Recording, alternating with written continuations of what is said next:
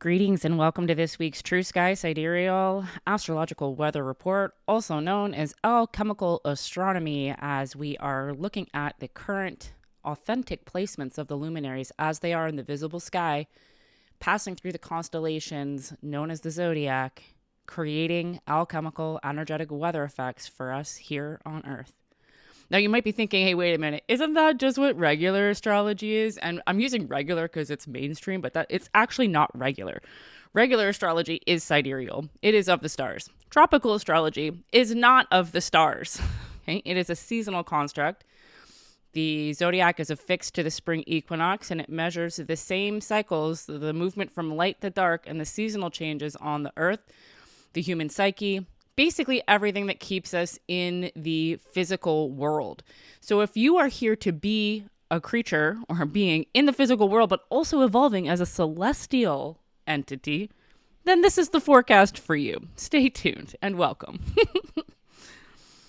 So having a look this week, a fairly quiet week in the skies, which is nice because we are in the third quarter cycle of the moon, which is the action phase. Okay, so we just had a full moon last week, so we want to take some action on the insights that have come to us over the past little while. And it's always helpful when there's not a lot of spicy aspects going on in the sky taking our attention in order to get the work done. So let's start off with our rundown along the line of the ecliptic. This is how astrology is meant to function, by the way, if you're new here. This yellow dotted line you're seeing on the screen is called the path of the ecliptic, or the line of the ecliptic. This is the path that all of the luminaries follow, and you can see here that it goes along the zodiac. Okay, these are constellations. They're not just symbolic. They are actual constellations in the sky. These groupings of stars have their own archetypal energies, and that archetypal energy in combination with the energy of each luminary is what creates the effects, okay? So starting off here with the sun just entering into Aquarius. We had that change last week, so we're still kind of cuspy. Like, you can still feel a little bit of that Capricorn energy in the general vibe of the sun. We also have Mercury here just a little bit ahead of the sun. So this focus on the future visions, like Aquarius is the revolutionary, the change maker, the wave maker, also the collective, right? So moving forward into a new collective vision. And here's the secret, folks, is that the new collective vision is actually putting yourself first. By putting yourself first, you benefit the collective. We've been living in an inverted society that has taught us to care about things outside of ourselves more than ourselves. And in doing that, we're basically just trapped. Okay, the external locus of control keeps you trapped in the physical environment. So you cannot access that which lies beyond it. So we're moving into that, okay? We're actually in Aquarius season. This happens every year. We are not in the age of Aquarius, though, folks. This is a big misconception having to do with Pluto, but Pluto actually doesn't have anything to do with it. So in the mainstream, they're like, oh, Pluto's in Aquarius. We're in the age of Aquarius. Well, for one, Pluto is not in Aquarius. It is in Capricorn, you can see here. And the age is actually, the changing of the age has to do with which sign is rising on the eastern horizon at the spring equinox, okay? So right now on March 21st, on the eastern horizon, it'll be Pisces, okay? We're in the age of Pisces for another 400 years. But I digress. Moving down the line of the ecliptic here. Here's Pisces, okay? So Pisces is quite a large constellation. This is another differentiation between this particular lens of astrology and even Vedic. So Vedic is sidereal. It is of the stars. It accounts for the precession, but it does not account for the fact that the constellations are different sizes. And it also doesn't include the 13th sign Ophiuchus, which we'll get to near the end. It's on the other end. We're going this way. Okay, so in Pisces is deep spirituality, mutable water, like dark night of the soul. We've got Neptune and Venus, along with Chiron and the North Node, which don't show up on this app because this is an astronomical app. So astronomy is the measurement of the luminaries and the celestial bodies, and astrology is the interpretation of those luminary bodies and celestial beings as far as our personal and collective development. Okay, so Neptune and Venus being in in Pisces is like a long period. Well, Neptune will be here for some time. Also Venus, because it's going to go retrograde soon. Okay. So a long period of deep intangibility. Neptune in Pisces is double whammy Pisces energy.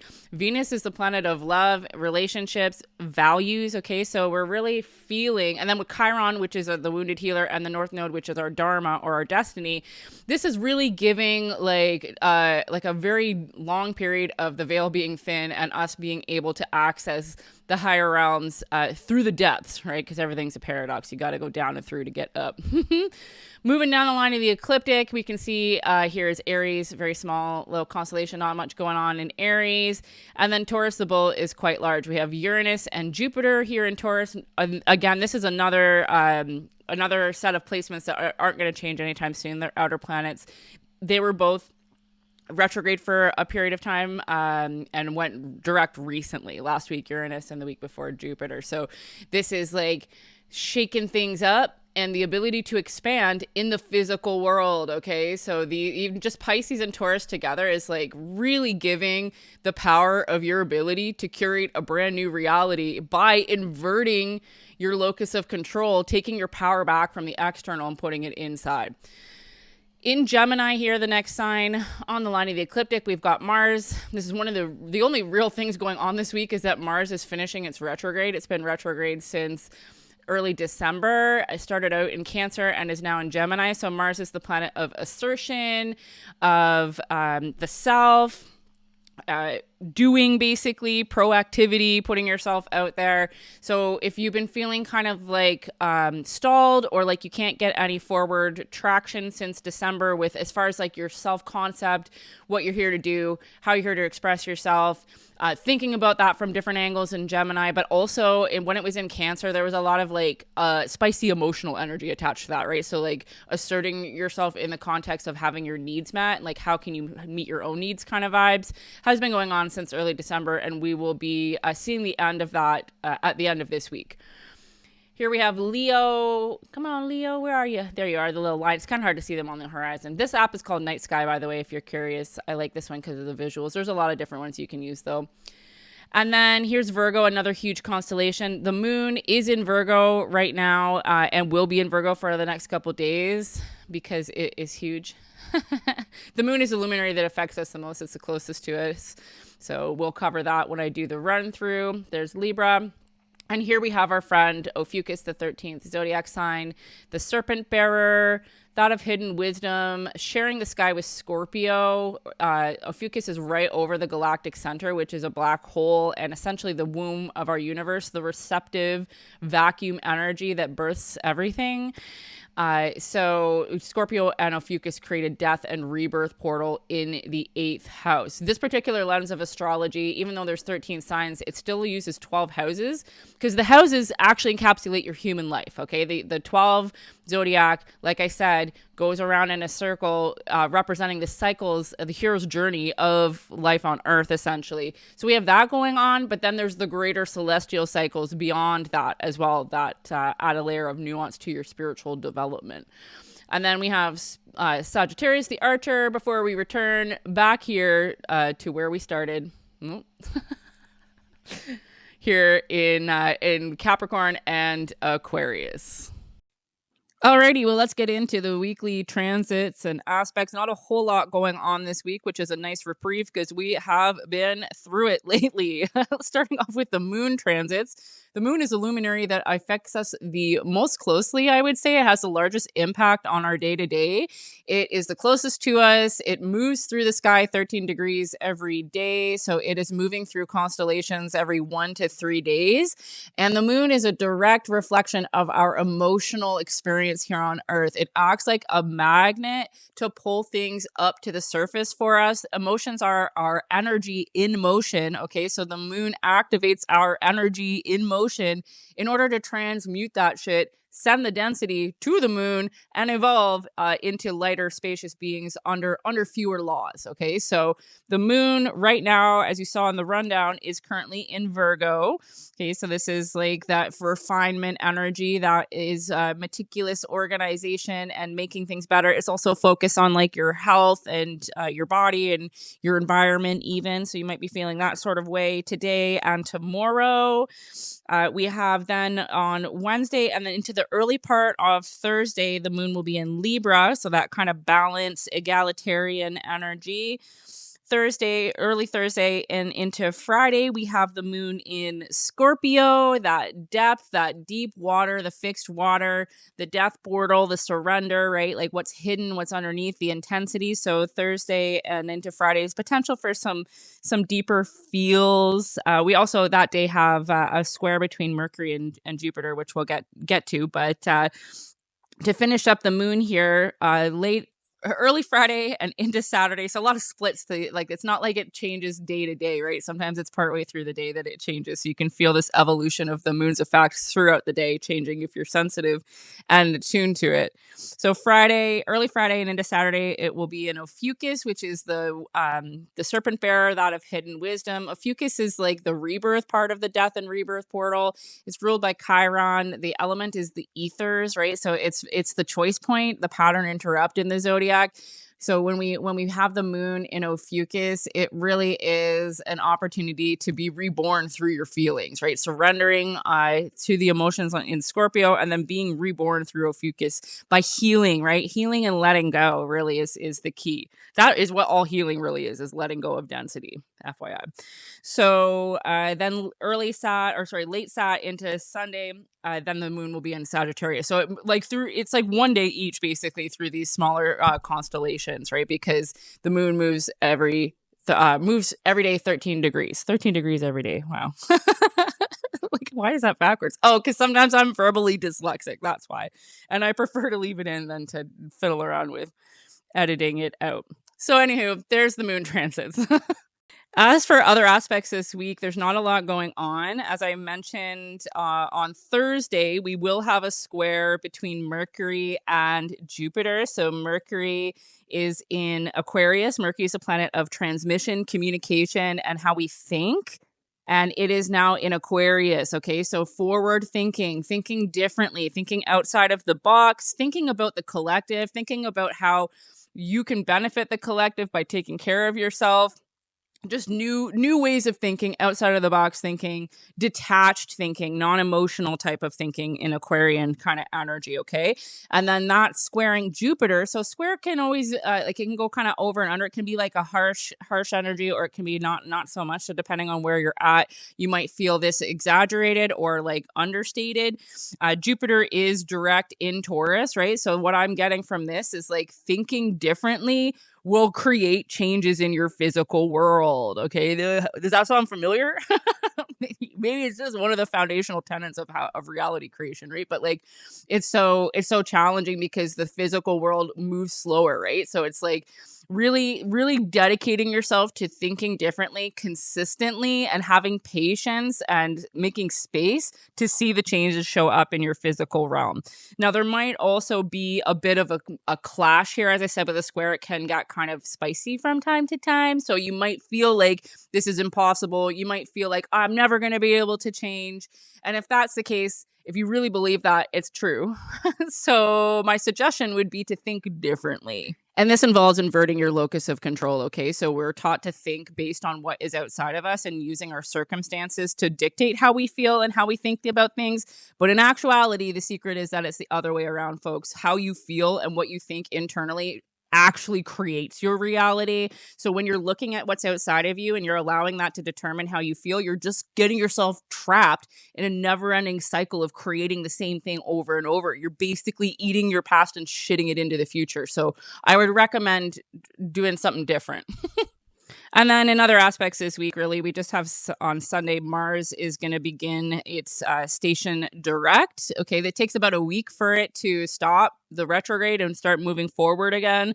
So it's kind of a pause, right? So we have Mars stationing direct on Sunday in Gemini, okay? Mars is a planet of assertion, of doing, of the self, right? It is the Aries energy, that like cardinal fire, like initiation kind of vibe, right? So the pause might give you a pause as far as your ability to do or take action, but moving into next week we'll have a bit more forward momentum. And with it in the sign of Gemini, Gemini is mutable air.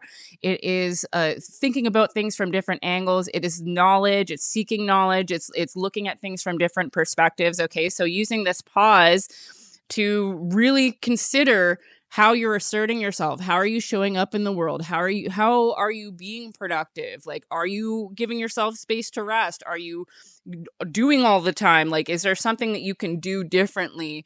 And then starting into next week, we'll have a bit more momentum with actually moving forward with that project, self assertion, whatever it is. While this is happening, we'll also have a minor trine with Mercury going on. Okay, so the trine is kind of supportive energy. So Mercury in Aquarius, again, that forward thinking, outside of the box thinking, supporting Mars going direct in Gemini, which is like thinking about how you can do things differently. Okay, so there's a big theme here, folks. How you think, how you feel, doing things differently, switching things up, getting out of autopilot, not doing what is just keeps you safe and small and comfortable, even though actually it's kind of a conundrum or a paradox in that like often we're uncomfortable, but it's familiar. So we keep doing it because the brain is wired to save energy and do what it already knows.